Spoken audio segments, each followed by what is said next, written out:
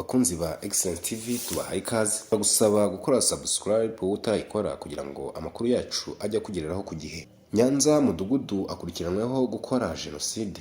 Umukuru w'umudugudu wo mu murenge wa Cyabakamyi mu karere ka Nyanza yatawe muri yombi akurikiranweho gukora jenoside yakorewe abatutsi mu mwaka w'1994. Amakuru dukesha ikinyamakuru Umuseke avuga ko Ephraim Hakizimana w'imyaka 66 wari umukuru w'umudugudu wa Rwamagana mu kagari ka Nyabinyenga mu murenge wa Cyabakamyi mu karere ka Nyanza yatawe muri yombi ku mugoroba wa tariki ya mbere Ukwakira 2024. Umwe mu barokotse jenoside yakorewe abatutsi mu mwaka w'1994 wo muri kariya kagari yabwiye Umuseke dukesha iyi nkuru ko hari abaturage bavugaga ko hari abantu bishwe mu gihe cya jenoside yakorewe abatutsi mu mwaka w'1994, hari n'umubiri wagaragaye bavuga ko uwo muntu yishwe n'uwo wari umukuru w'umudugudu.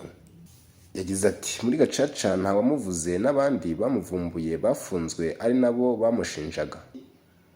Perezida wa Ibuka mu murenge wa Cyabakamyi Bizimana Felix yemeje ko uriya muyobozi yatawe muri yombi.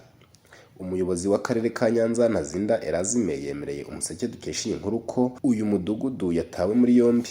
Ati nibyo hari umukuru w'umudugudu uri mu maboko y'ubutabera kubera gukekwaho ibyaha bifitanye isano na jenoside yakorewe abatutsi. Muri uyu mwaka mu karere ka Nyanza hafashwe abari abayobozi batandukanye bakurikiranyweho ibyaha bya jenoside yakorewe abatutsi mu mwaka w'1994.